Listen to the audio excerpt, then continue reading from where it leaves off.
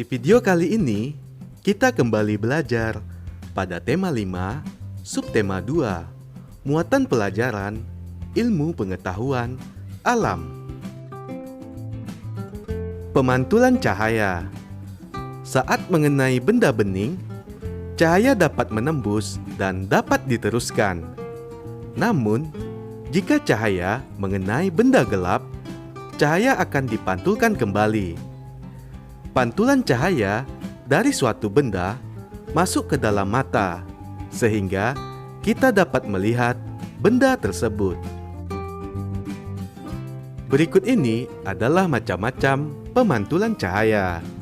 1. Pemantulan cahaya teratur.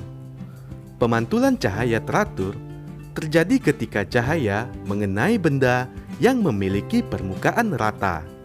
Contohnya, cermin datar dan permukaan air yang tenang.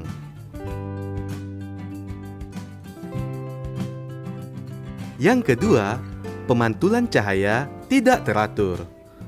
Pemantulan cahaya tidak teratur terjadi ketika cahaya mengenai benda yang memiliki permukaan tidak rata. Contohnya, permukaan jalan yang berbatu.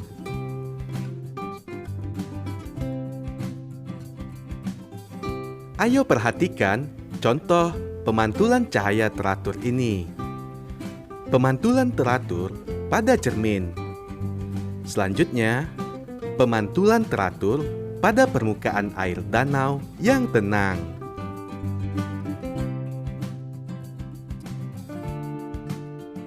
Contoh pemantulan cahaya tidak teratur.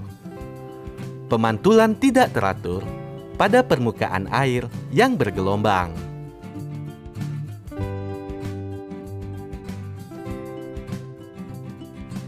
Alat optik. 1. Lup. Lup terbuat dari sebuah lensa cembung.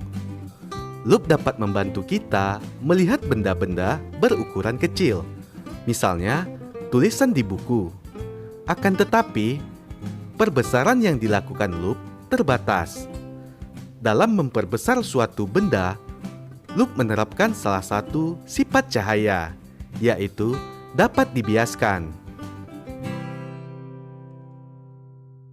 Benda yang dilihat dengan bantuan lup akan tampak lebih besar. 2. Kacamata. Lensa kacamata terbuat dari lensa cekung atau cembung. Salah satu sifat lensa adalah dapat membelokkan cahaya. Cara kerja kacamata yaitu cahaya dari luar menembus lensa bening, lalu dibelokkan ke retina mata, sehingga kita dapat melihat benda lebih jelas. 3. Mikroskop.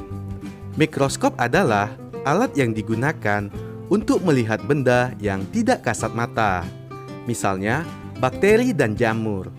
Mikroskop dapat memperbesar bayangan sampai 100 kali, sehingga kita dapat melihat benda yang kecil dengan jelas.